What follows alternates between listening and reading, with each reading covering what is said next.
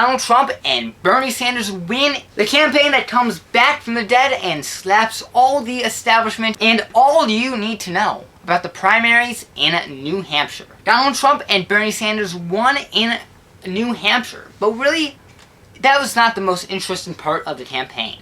It was really what happened underneath Trump, where someone, a newcomer, managed to get second place, and really no one knew who he was before his second place victory. Beginning with Trump's announcement of his candidacy, Trump has single-handedly changed the way our campaign has been going. But yet another candidate came out of the dark and managed to make a second place finish in New Hampshire. And his name is not Jeb Bush. Former Ohio Governor John Kasich managed to get a second place lead. John Kasich, who's failed to be able to get a lot of traction in many of the other states, was able to actually introduce himself to the American people. But Kasich was able to legitimize his campaign, reaching a second place finish in New Hampshire.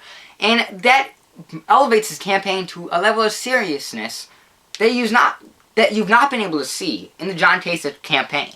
Whether he'll take his second place finish in New Hampshire and take that along to South Carolina and Nevada, whether he's able to get to a more sustainable rate in the upcoming primaries, is going to really be the question for the candidate. So with that said, I would say he's probably the big winner of the GOP candidates, because Trump was pretty obviously going to be the candidate who won New Hampshire. John Kasich was not seen to be a legitimate candidate before this win.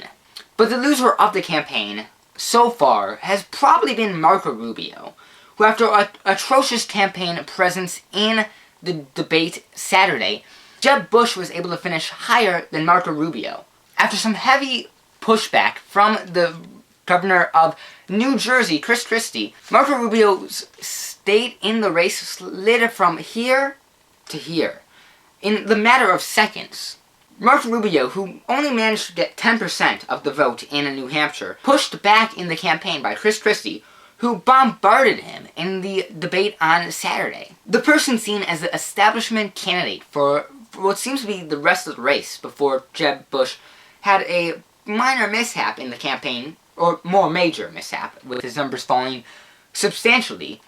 Marco Rubio was questioned whether or not he has the guts and the ability to actually take on an executive position such as the President of the United States. But the questioning of whether or not he has what it takes was not really what got him to the 10% threshold of the Republican candidates. But it was really what he did after he was questioned, when he really proved that he was doing pretty bad. Marco Rubio's repeated use of this same speech was not able to show him in a good light. It made him look like a buffoon. It made him look like a failure.